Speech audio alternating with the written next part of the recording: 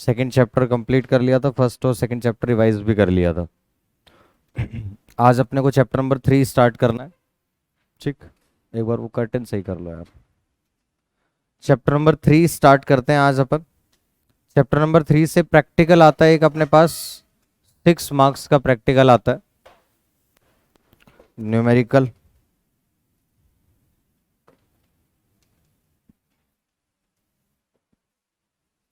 तो national income का chapter number 3 start करते हैं।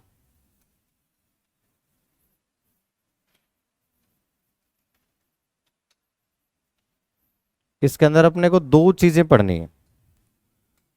एक पढ़ना है अपने को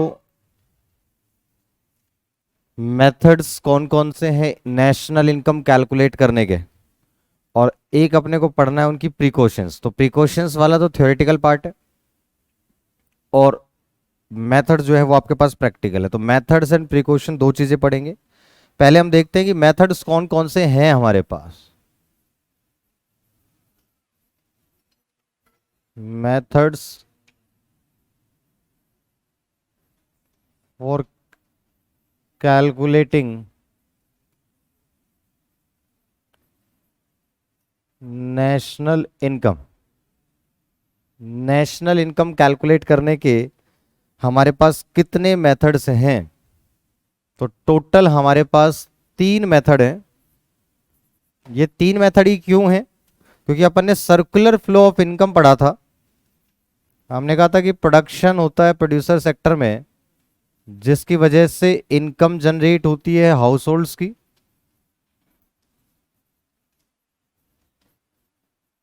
और जब ये हाउस होल्ड्स खर्चा करते हैं तो उस केस में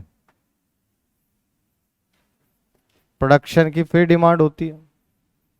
तो अपन ने कहा इस साइकिल में 3 ही चीजें हैं, तो ये तीनों मेथड है। एक मेथड है अपने पास, that is value added method.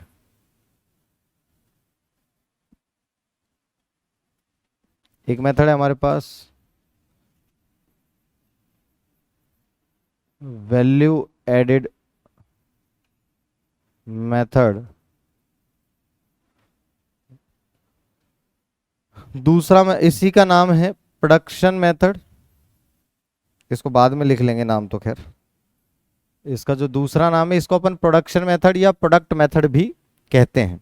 ठीक, दूसरा जो मेथड है अपने पास that is income method.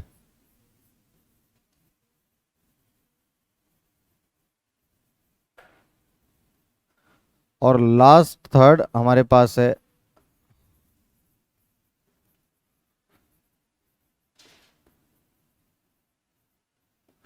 Expenditure method. Total हमारे पास 3 मेथड्स हैं नेशनल इनकम को कैलकुलेट करने के। क्योंकि आपके पास सर्कुलर फ्लो में ये 3 ही स्टेजेस थी, तीनों पर बेस्ड एक एक मेथड है। एक वैल्यू एडेड मेथड, एक इनकम मेथड और एक production method, sorry expenditure method. क्या आंसर तीनों से सेम आएगा नेशनल इनकम का? सोचने वाली बात यह है कि भाई नेशनल इनकम अलग अलग तरीके से निकालें तो क्या तीनों से आंसर सेम आना चाहिए? यस। तो आंसर तीनों से सेम आएगा अगर आप नेशनल इनकम निकालोगे तो। क्लियर है? क्यों? क्योंकि प्रोडक्शन जो होता है वही वैल्यू एडिशन के बराबर है। जितना प्रोडक्शन है वो वैल्यू एडिशन के बराबर है, और जितना प्रोड्यूस किया अगर हम उस सारे को बेच रहे हैं तो वो सारा का सारा क्या हो जाएगा? इनकम जनरेट कर देगा। और हम मानकर चल रहे हैं कि हमने सारा का सारा खर्च कर दिया, तो ये तीनों मेथड से आपके पास में क्या आएगा? आंसर सेम आएगा नेशनल इनकम का। अब आपको याद क्या रखना है, किस मेथड से क्या निकलता है ये आपको याद रखना है। जैसे मैंने आपको बताया था कि नेशनल इनकम किसको बोलते हैं? एनएनपीएफसी।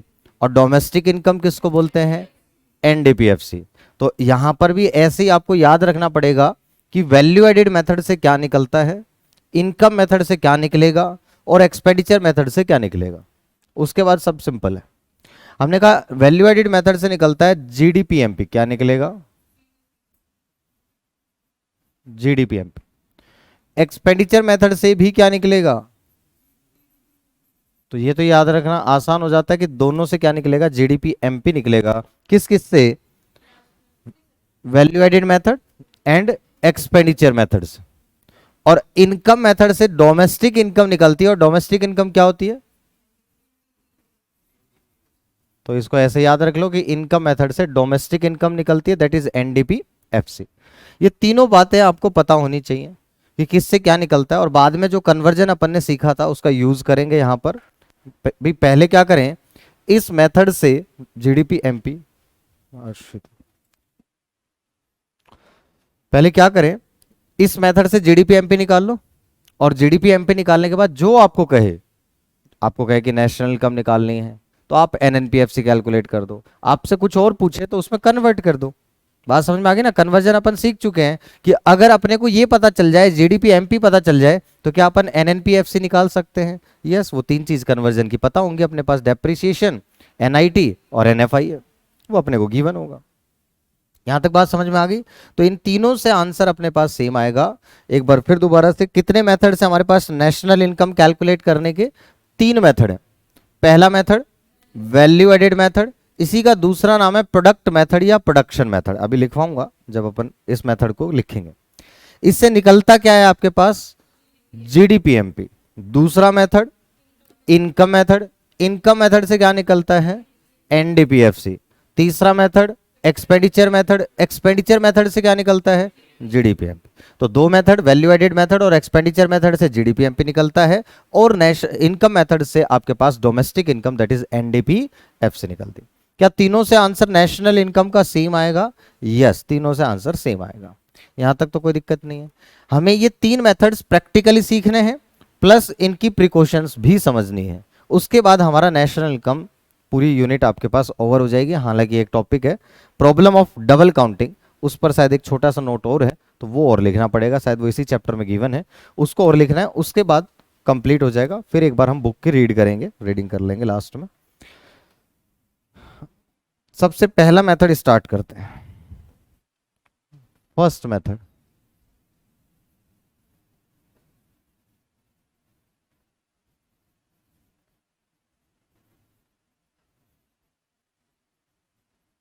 Value added method, product method बोल देते हैं या प्रोडक्शन मेथड, एक ही बात है, प्रोडक्ट मेथड या प्रोडक्शन मेथड। निकलता क्या है इससे, जीडीपी, जीडीपीएमपी, ठीक है, जीडीपीएमपी निकलेगा। अब नाम क्या है, वैल्यू एडेड, तो हर स्टेज पर जितनी जितनी वैल्यू एडिशन हुई है, हमें क्या करना पड़ेगा, उस वैल्यू एडिशन को ऐड करना पड़ेगा। या अपन ऐसा कह सकते हैं कि जितनी भी फर्म्स हैं इकोनॉमी में, जितनी भी फर्म्स, हमें हर फर्म का क्या निकालना पड़ेगा, वैल्यू एडिशन कैलकुलेट करना पड़ेगा। तो सारी फर्म्स का पहले क्या निकाल लो, वैल्यू एडिशन निकाल लो, और सारी फर्म्स के वैल्यू एडिशन को ऐड जब करेंगे तो क्या निकल कर आएगा अपने पास, जीडीपीएमपी। हमने क्या कहा, पहले हम सारी फर्म्स का, इंडिविजुअल फर्म्स का क्या कैलकुलेट करेंगे, वैल्यू एडिशन, उन्होंने कितना वैल्यू एडिशन किया है। वैल्यू एडिशन का मतलब आप समझ पा रहे होंगे कि अगर हमने कोई चीज 400 में परचेज करी, कुछ बना के उसको 600 में बेचा, तो हमने 200 रुपीज की वैल्यू एड उसमें की है। This is called value addition. तो वो हम समझेंगे कि वैल्यू एडिशन कैसे निकलता है। बट अभी आपको क्या समझना है कि जितनी भी फर्म्स हैं इकोनॉमी, मान लो दो फर्म्स हैं, तो दोनों फर्म का पहले अपने को क्या कैलकुलेट करना पड़ेगा, वैल्यू एडिशन, और उस दोनों फर्म्स के वैल्यू एडिशन को जब अपन ऐड करेंगे तो क्या निकलेगा, जीडीपी एमपी। ये बात समझ में आनी चाहिए। तीन फर्म भी हो सकती है, चार फर्म भी हो सकती है, बट हमारे पास कभी भी क्वेश्चन में क्या तो सिंगल ही फर्म देगा या तो दो फर्म देगा। दो फर्म से ज्यादा का क्वेश्चन हमें कभी भी नहीं देगा, तो क्या तो वो सिंगल फर्म ही देता है या तो दो फर्म्स देता है। तो सबसे पहले बात तो ये समझ में आ गई कि जितनी भी फर्म्स होंगी उन सारी फर्म्स का अपन को क्या कैलकुलेट करना है, वैल्यू एडिशन, और फिर उस वैल्यू एडिशन जो भी आएगा उसको क्या कर लेना है, टोटल कर लेना है। टोटल करने के बाद क्या निकल आएगा, जीडीपी एमपी, और फिर जो अपने को कैलकुलेट करना है, नेशनल इनकम, डोमेस्टिक इनकम, जीडीपीएफसी, जो कैलकुलेट करना है वो अपन कैलकुलेट कर सकते हैं, कोई प्रॉब्लम नहीं है। अब बात यह आई कि अपन वैल्यू एडिशन कैसे कैलकुलेट करें, तो ये सारी चीजें आप समझते हैं। तो वैल्यू एडिशन की अगर अपन बात करें,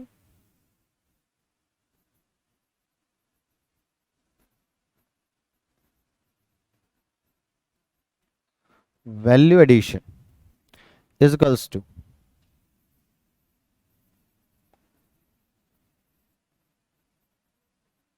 value of output minus,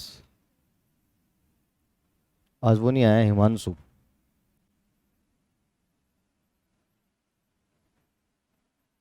intermediate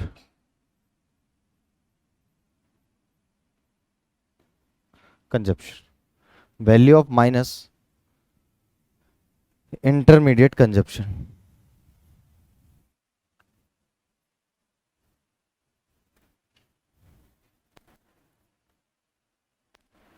आज अर्शदीप भी नहीं है। Value of output minus intermediate consumption. अब अपने को समझना है कि वैल्यू ऑफ आउटपुट कैसे निकलता है। तो अपने का sales plus change in stock,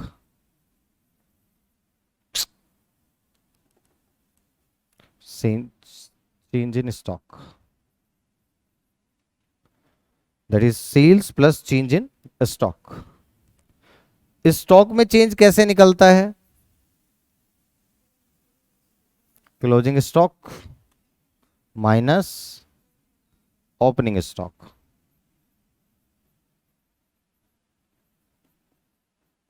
closing stock minus opening stock. Sometimes इसको लैंग्वेज में लिखता है। लैंग्वेज में जब लिखा होगा तो लिखेगा excess of closing over opening या excess of opening over closing, क्या ज्यादा है? इसको अगर ऐसा लिखना है क्लोजिंग माइनस ओपनिंग तो क्या लिखूं, excess of closing over opening या excess of opening over closing? Excess of closing stock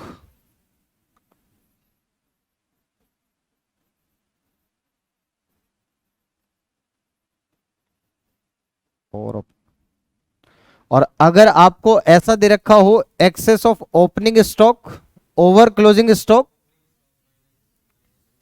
तो फिर अपन साइन को चेंज कर देंगे, क्योंकि अपने को चाहिए क्या, क्लोजिंग माइनस ओपनिंग, और गिवन क्या है, ओपनिंग माइनस क्लोजिंग।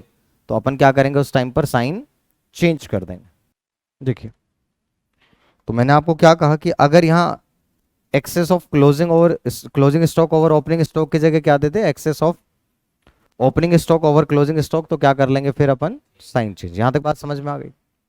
अब बात यह कि इंटरमीडिएट कंजप्शंस में कौन सा इनपुट लेंगे। दो तरीके के इनपुट होते हैं, एक फैक्टर इनपुट, एक नॉन फैक्टर इनपुट।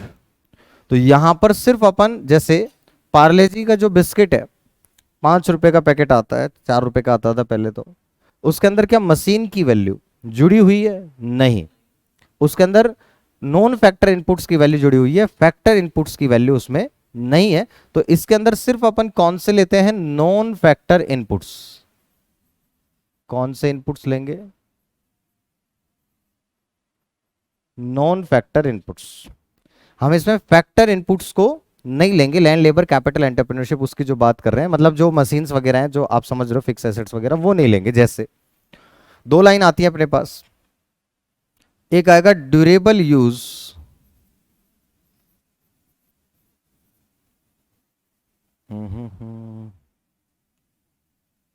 मेरे को इसको थोड़ा सा इधर,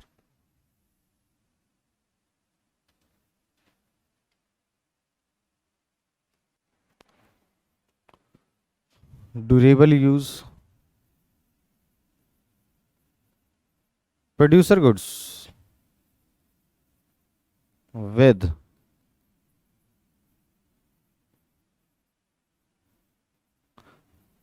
लाइफ स्पैन ऑफ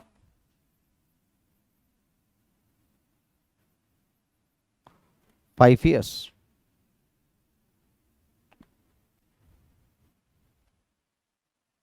मान लो इसकी वैल्यू दे रखी है 15 lakhs। इसको लेंगे या नहीं लेंगे, ये फैक्टर है या नॉन फैक्टर है? फैक्टर, तो इसको अपन नहीं लेंगे। लेकिन इसका एक यूज अपन ले सकते हैं डेप्रिसिएशन कैलकुलेट करने के लिए, और डेप्रिसिएशन एसएलएम मेथड से आपको आता है कि अगर 15 लाख वैल्यू है, स्क्रैप वैल्यू 0 है, तो डिवाइड बाय 5 years तो कितना आ जाएगा, 3 लाख क्या आ जाएगा, डेप्रिसिएशन। क्लियर है? क्वेश्चंस में अगर दे रखा हो ड्यूरेबल यूज प्रोड्यूसर गुड्स, तो पहली बात तो उसको हम नॉन इसमें इंटरमीडिएट कंजप्शन में नहीं लेंगे। दूसरी बात, इसकी हेल्प से अपन क्या कैलकुलेट कर सकते हैं, डेप्रिसिएशन कैलकुलेट कर सकते हैं।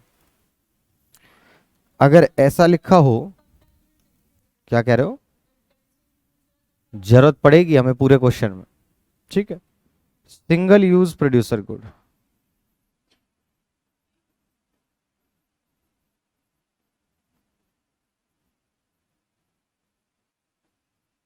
क्या सिंगल यूज प्रोड्यूसर गुड्स को लेंगे या नहीं लेंगे? सिंगल यूज प्रोड्यूसर गुड्स क्या फैक्टर इनपुट होंगे या नॉन फैक्टर इनपुट होंगे, जो एक बार में यूज कर रहे हैं अपन? नॉन फैक्टर, तो लेंगे या नहीं लेंगे?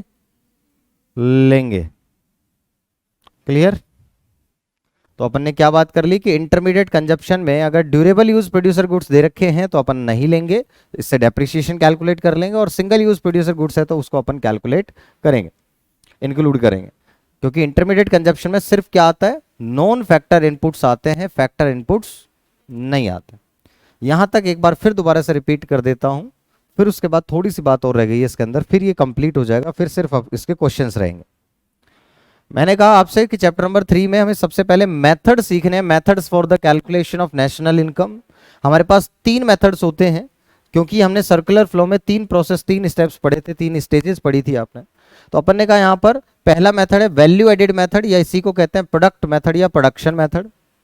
दूसरा मेथड है इनकम मेथड, और तीसरा मेथड है आपके पास एक्सपेंडिचर मेथड। क्या तीनों से नेशनल इनकम सेम आएगी कैलकुलेट होकर? यस। अपन ने कहा वैल्यू एडेड मेथड से क्या निकलेगा, जीडीपीएमपी। एक्सपेंडिचर मेथड से भी क्या निकलेगा, जीडीपीएमपी। और इनकम मेथड से क्या निकलेगा, दैट इज एनडीपीएफसी। ये बात याद हो गई। फिर अपन ने पहला मेथड पढ़ना चालू किया, और अपन ने कहा कि वैल्यू एडेड मेथड या प्रोडक्ट मेथड या प्रोडक्शन मेथड से निकलता है जीडीपीएमपी। और इसमें करना क्या पड़ेगा, फर्म्स, जितनी भी फर्म्स है इकोनॉमी में, हर फर्म का क्या कैलकुलेट करना पड़ेगा अपने को, वैल्यू एडिशन कैलकुलेट करना पड़ेगा।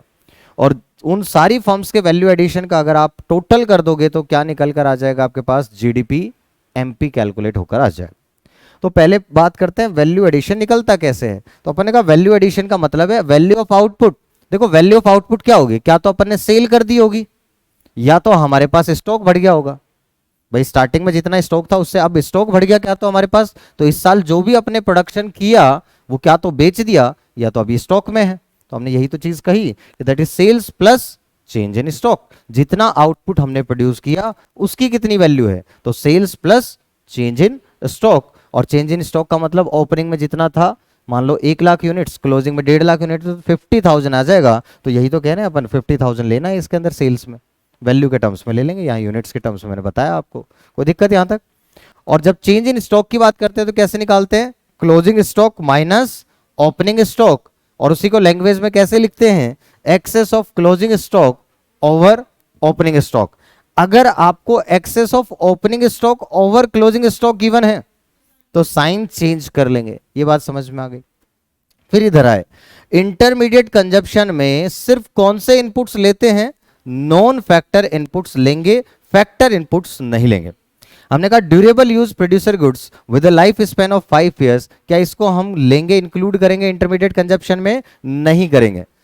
क्यों नहीं करेंगे, क्योंकि ये फैक्टर इनपुट है, इसको नहीं करेंगे। तो अपन ने कहा कि इसको यूज कहां करेंगे, फिर डेप्रिसिएशन कैलकुलेट करने के लिए इसकी जरूरत पड़ सकती है।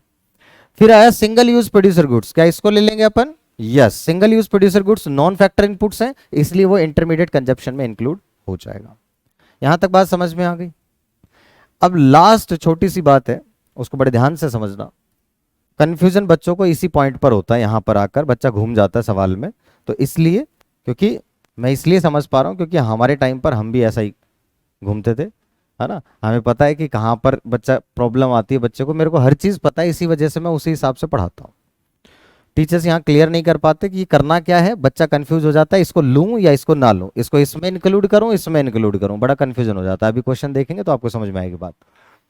अब बात कर रहे हैं अपन सेल्स की। अब किसकी बात होगी, सेल्स।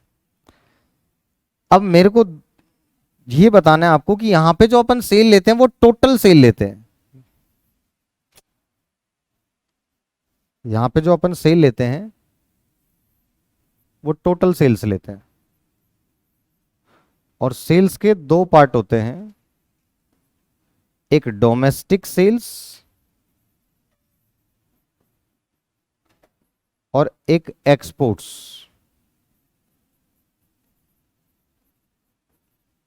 एक डोमेस्टिक सेल और दूसरा एक्सपोर्ट। क्या तो अपनी कंट्री में बेचेंगे या तो कंट्री के बाहर बेचेंगे। यहां तक बात समझ में आई?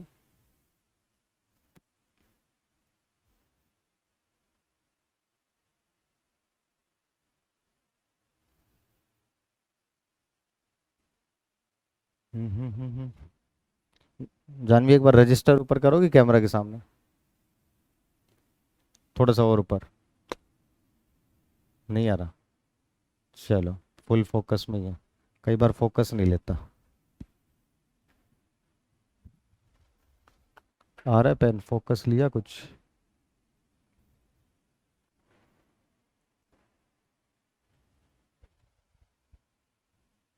चलिए, ब्राइटनेस थोड़ी सी कम कर रखी है, थोड़ी सी ब्राइटनेस बढ़ा लेता हूँ।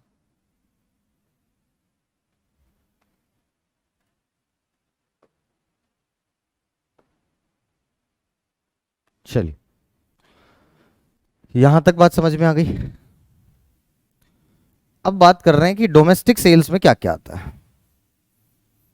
तो डोमेस्टिक सेल्स में तीन तरीके की सेल्स हो सकती हैं। अब डोमेस्टिक सेल में किस किस को बेचेंगे? Sale to household,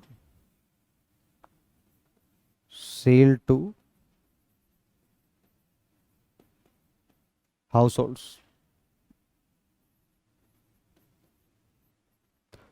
sale to producer sector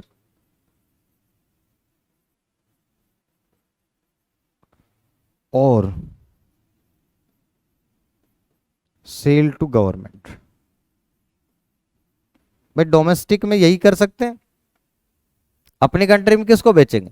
क्या तो हाउस होल्ड्स को बेचेंगे, या तो प्रोड्यूसर्स को बेचेंगे, या तो गवर्नमेंट को बेचेंगे। तो अब ध्यान से सुनना मेरी दो सेंटेंस। अगर ऐसा लिखा हुआ है sales by firm A to firm B, क्या लिखा हुआ है? Sales by firm A to firm B, तो इसका मतलब कौन सी सेल है? टोटल सेल्स है, एक्सपोर्ट्स है, डोमेस्टिक सेल्स है? कौन सी सेल है? Domestic sale. क्योंकि कुछ ना बताए तो फर्म ए और फर्म बी दोनों एक ही कंट्री में मानेंगे अपन।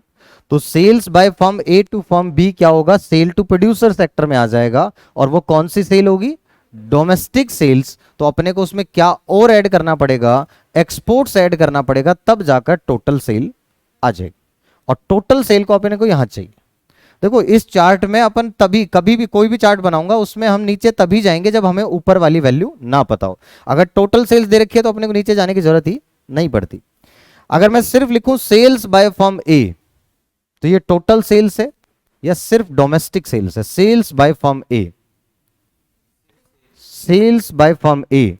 तो इसमें क्या लगता है, क्या इसमें एक्सपोर्ट्स इंक्लूडेड होंगे या हमें इंक्लूड करने पड़ेंगे? सिर्फ लिखा हुआ है सेल्स बाय फर्म ए, क्या लगता है बताइए?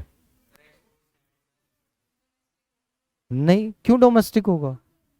क्यों? इसमें इंक्लूडेड ऑलरेडी है। सेल्स बाय फर्म ए का मतलब क्या है? टोटल सेल है। फर्म ए ने इतनी सेल करी, जब मैं ये बता रहा हूं कि फर्म ए ने इतनी सेल करी, तो इसका मतलब कंफर्म है ना कि इसमें भले ही उसने इंडिया में बेचा हो चाहे इंडिया के बाहर बेचा हो, टोटल इतना बेचा है। तो क्या वो टोटल सेल्स है? यस। तो अगर सेल्स बाय फर्म ए लिखा है दैट मींस वो टोटल सेल्स है। But sales by firm A to firm B लिखा हो दैट मींस वो सेल टू प्रोड्यूसर सेक्टर है, तो वो डोमेस्टिक सेल है और फिर उसमें एक्सपोर्ट ऐड करना पड़ेगा। ये बच्चों का बहुत बड़ा डाउट है, तो इस पे ध्यान रखना। मैं लिख देता हूं। अगर हमें सेल्स बाय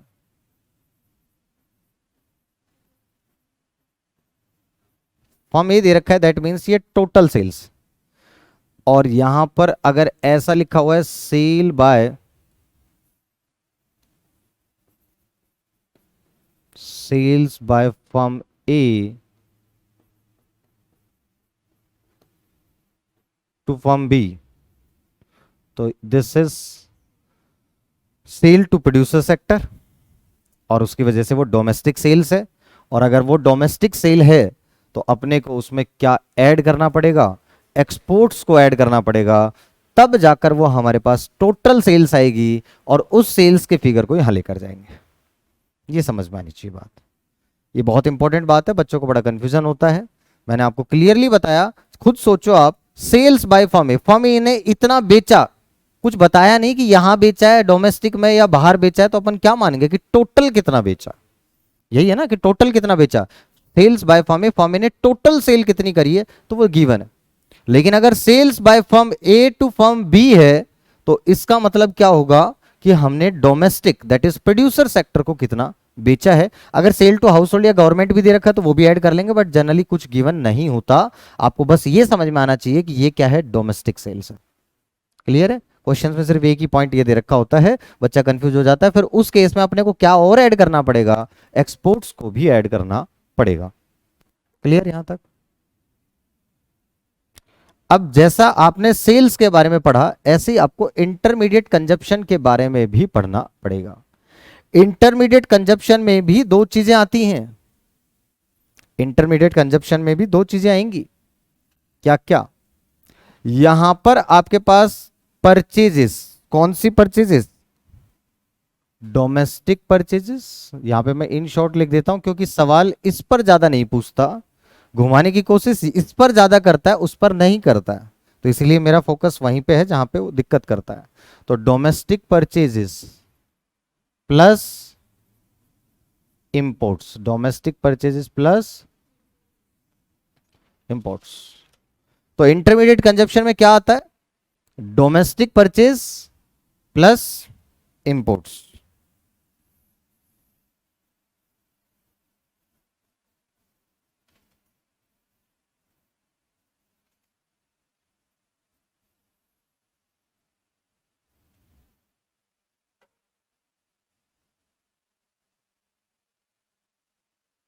बोलो, क्या बात समझ में आ गई? डोमेस्टिक परचेज का मतलब समझ रहे होगे, जो डोमेस्टिकली कंट्री से परचेज किए हैं, और इंपोर्ट्स का मतलब जो हमने बाहर से खरीदे हैं, दूसरी कंट्री से खरीदे हैं। अगर सिर्फ लिखता हूं परचेजेस बाय फर्म ए, तो इसका मतलब वो कौन सी परचेज है?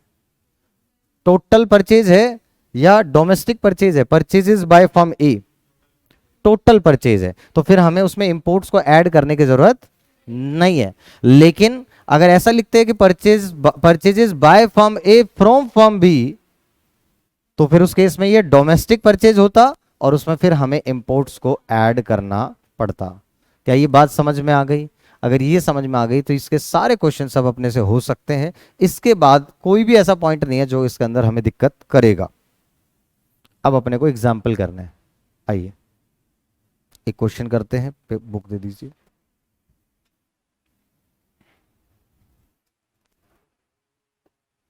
मैं क्वेश्चन लिख लेता हूं साथ साथ और फिर मैं आपसे बताता हूं। इसमें दो फॉर्म्स हैं। एग्जाम्पल 1 आप यहीं देख लें, कोई प्रॉब्लम नहीं है। क्या कह रहे हो? हाँ कर लो। On the basis of the following data about an economy which consist of only two firms. क्या बता रखा है? इकोनॉमी में सिर्फ कितनी है? दो फर्म्स है। Find out value added by firm A and firm B, ये निकालना है। एंड दूसरा ग्रोस वैल्यू एडेड या gross domestic product at factor cost. Calculate क्या करना है अपने को? Calculate GDPFC. तो गिवन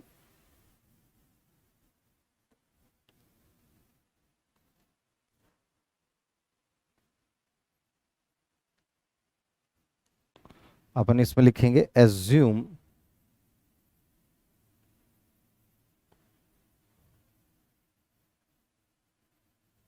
इकोनॉमी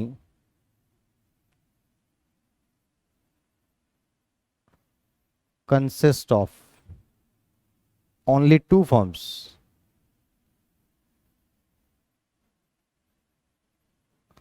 Assume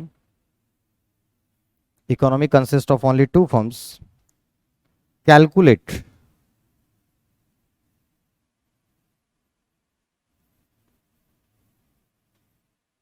जीडीपी।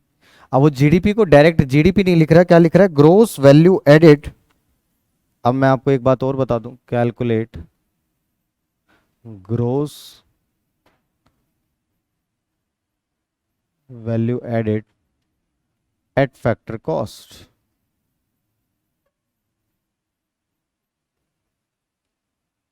मतलब निकालना क्या है, जीडीपीएफसी। तो इसमें एक बात आपको सीखने को मिलेगी, ये वैल्यू एडिड का मतलब ही डोमेस्टिक प्रोडक्ट होता है।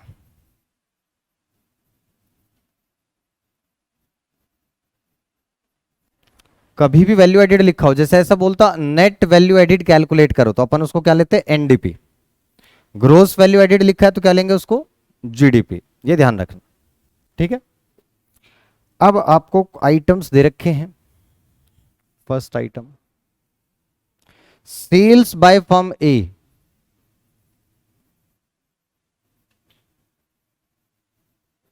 Sales by firm A rupees in lakhs है, 100 लाख्स। मुझे बताओ सेल्स बाय फर्म ए क्या ये टोटल सेल्स है या डोमेस्टिक सेल्स है, टोटल सेल्स है। Purchases from firm B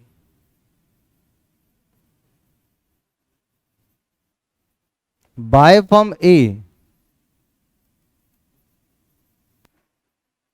firm A ने खरीदा बी से 40। Purchases from firm A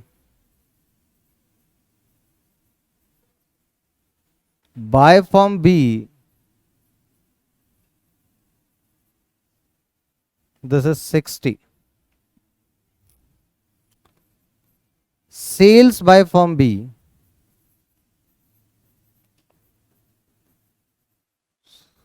sales by firm B 200। Closing stock of firm A 20। Closing stock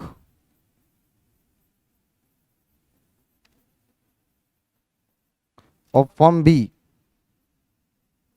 35। Opening stock of firm A, this is 25। Opening stock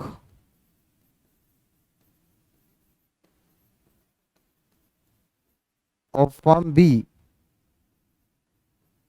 45। Indirect taxes, indirect taxes paid by both firms, this is 30। ये question है अपने पास, और अब अपने को calculate करना है जीडीपीएफसी। तो अपने को एक बात समझ में आनी चाहिए क्वेश्चन को देखकर कि ये तो वैल्यू एडिड मेथड का आपके पास में आइटम्स हैं, है ना। मेथड कौन सा लग रहा है इसमें, वैल्यू एडिड। आपको समझ में आ जाएगा ये वैल्यू एडिड मेथड के आइटम्स गिवन है। तो अब अपने पास मेथड लगेगा वैल्यू एडिड, और वैल्यू एडिड से पहले क्या निकलता है, जीडीपी एमपी। तो जीडीपी एमपी निकालने के लिए क्या करना पड़ता है, जितनी भी फर्म्स हैं इकोनॉमी में हर फर्म का क्या निकालना पड़ेगा, वैल्यू एडिशन। तो पहले value addition by firm A, value addition by firm B, दोनों निकालना पड़ेगा, और उनका टोटल करके क्या निकल जाएगा फिर जीडीपी एमपी। और फिर जीडीपी एमपी निकलेगा, पहले किससे क्या निकलता है इस मेथड से, जीडीपी एमपी, और उसको फिर कन्वर्ट कर देंगे किसमें, जीडीपी एफसी में। तो आइए सबसे पहले अपने को क्या कैलकुलेट करना है, अगर हम सॉल्यूशन की बात करें तो अपने को पहले कैलकुलेट करना पड़ेगा वैल्यू एडेड बाय फर्म ए।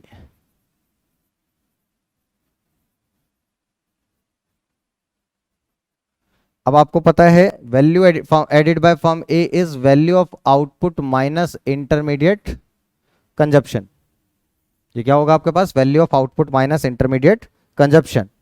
और वैल्यू ऑफ आउटपुट क्या होता है ये भी आपको पता है, that is change plus sorry sales plus change in stock. और चेंज इन स्टॉक क्या होता है ये भी आपको पता है, that is closing stock minus opening stock. यहां तक तो कोई किसी को दिक्कत है नहीं।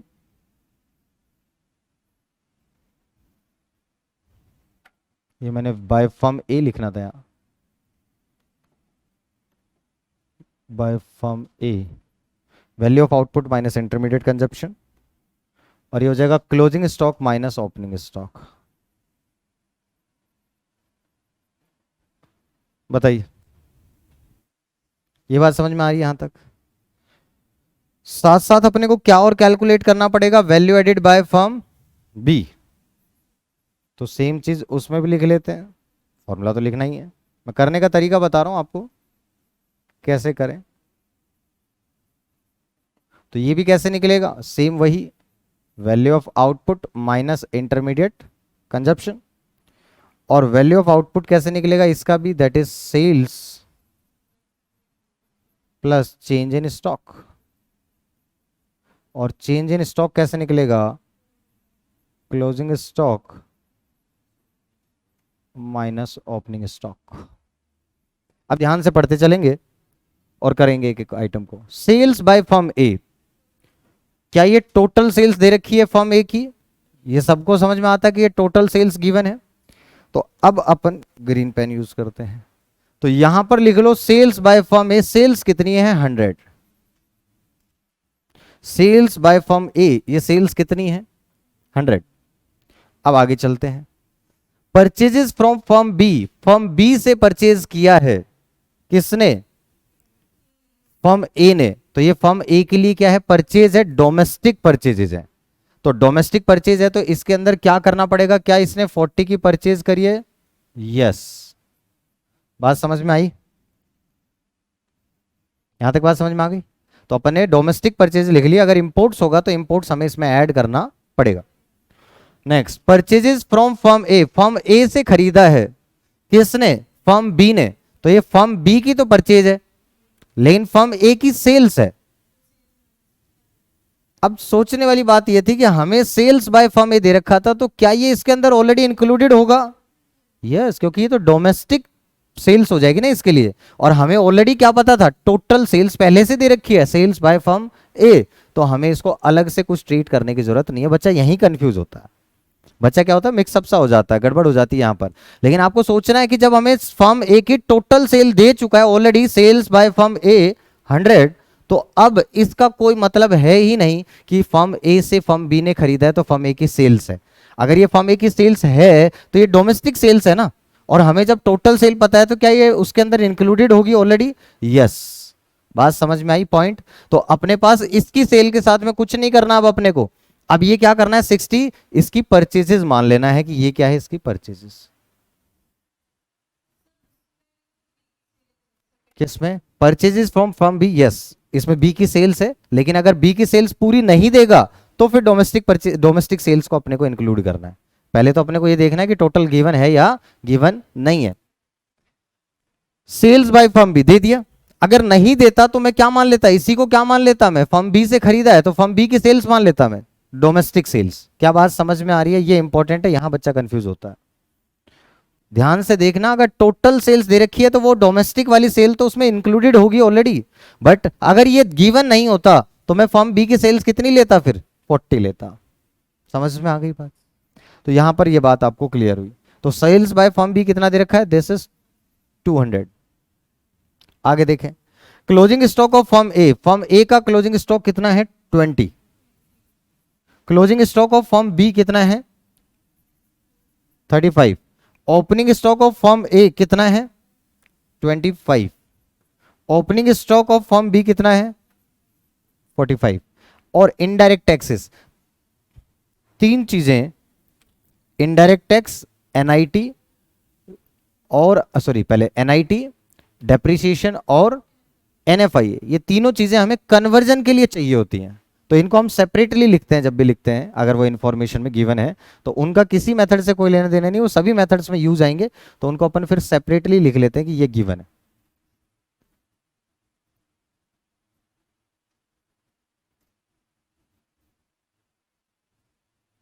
ठीक, तो ये आपके पास इनडायरेक्ट टैक्सेस, आप उसको सेपरेटली लिख सकते हैं, अलग से लिख दें कि इनडायरेक्ट टैक्सेस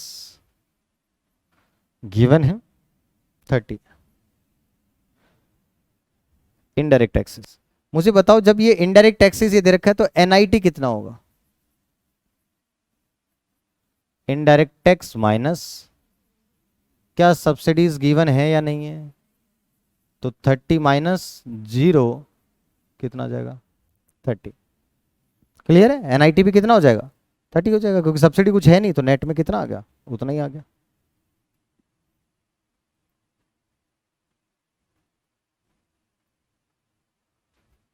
क्लियर यहां तक? कोई डाउट यहां तक? सारा क्वेश्चन हो गया। अब ध्यान से समझ में आया आपको? ये वाली बात समझ में आई कि इसमें सेल में क्यों कंफ्यूज नहीं हुए? ये बच्चे सेल परचेज में हो जाता है। जब अपने को टोटल दे रखी है तो अपन उसमें डोमेस्टिक सेल ऑलरेडी इंक्लूडेड है, दोबारा क्यों करें? समझ में आ गई बात? अगर टोटल गिवन नहीं होती तो डोमेस्टिक वाले को कंसिडर करते हैं अपन। अब देखो ये आपके पास कितना हो गया? चेंज इन स्टॉक कितना हो जाएगा अपने पास? -10। तो यहां आ जाएगा आपके पास दिस इज -10। कैलकुलेट कर लो, नीचे से कैलकुलेट करते चलो। ये दोनों में डिफरेंस कितना हो गया? -10। 200 -10 कितना हो जाएगा? 190। और ये -60 है, इसमें और कुछ प्लस हुआ नहीं, तो इसका वैल्यू एडिशन कितना आ जाएगा? 130। क्या बात समझ में आई? ठीक है। इसमें देखो 20 -25 ये कितना हो गया? -5। और 100 -5 कितना हो गया? 95। इसमें प्लस कुछ हुआ नहीं तो -40, तो वैल्यू एडिशन कितना हो गया फॉर्म ए का? 55। यहां तक कोई डाउट है तो बताइए। क्लियर है? समझ में आ गया? एक बार लगता है थोड़ा सा स्टार्टिंग में, बट बहुत आसान चीज है ना, कुछ नहीं है, आराम से उसमें फॉलो करना है, वैल्यूज डालनी है बस पढ़ के। अब आपको ये दोनों फॉर्म्स का वैल्यू एडिशन मिल गया, तो अब अपने पास क्या निकल जाएगा?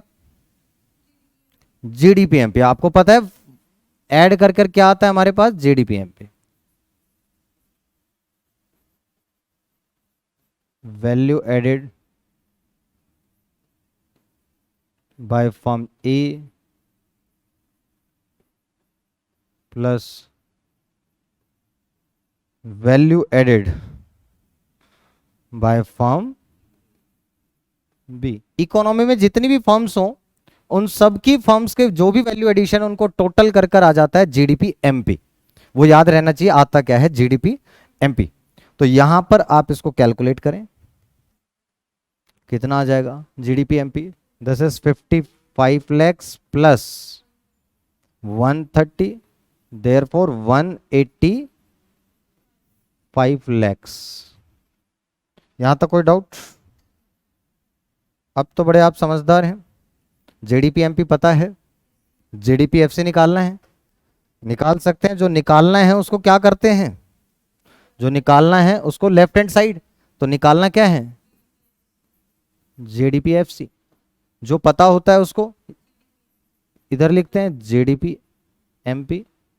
अब आपको देखना है, तो अब आपको ये देखना होता है कि देखो जीडीपी तो सेम है, सिर्फ एमपी से किस पर जाना है आपने? तो एमपी बड़ा है तो बड़े से छोटे पर जाना है, तो माइनस करेंगे एनआईटी।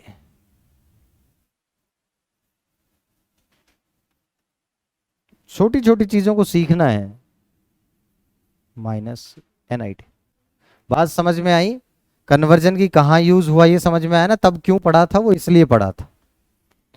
अब इसकी वैल्यूज डाल देते हैं अपन। तो अब आपको पता है कि ये कितना हो गया? जीडीपी एफसी तो निकालना है, और जीडीपी ये हो जाएगा 185 माइनस एनआईटी 30, तो 155 लैक्स इसका आंसर हो जाएगा। ये आपको समझ में आना चाहिए। तो ये मेथड है, इस मेथड को एक बार आप अच्छे से खुद से एक बार इस क्वेश्चन को करके देखना, एक बार करके जरूर देख लेना। कल की क्लास में फिर अपन इस पे क्वेश्चंस करेंगे, और लास्ट में फिर मैं आपको इनका मेथड भी सिखा दूंगा कल की क्लास में। हाँ, तो ये आपको क्या पता होना चाहिए यहां से यहां तक? ये जितनी कहानी मैंने आपको बताई है, मैंने सब कुछ कवर कर लिया। इसके बाहर किसी क्वेश्चन में कुछ बताने की जरूरत नहीं है, सिर्फ आपको अप्लाई करना है मेरी बातों को कि जो मैंने बताया। और बहुत सिंपल है, ऐसे ही आप चार्ट बना लें, इसी तरीके से ये वैल्यूज लिख लें, और उसके बाद जहां जहां जो जो वैल्यू पता है वो डालते जाएं, ऑटोमेटिक अपने पास वैल्यू निकल जाएगी, जैसे हमने किया है ना, वैल्यू डाल ली और आ गया। तो इस मेथड का क्वेश्चन करके आना नेक्स्ट क्लास में।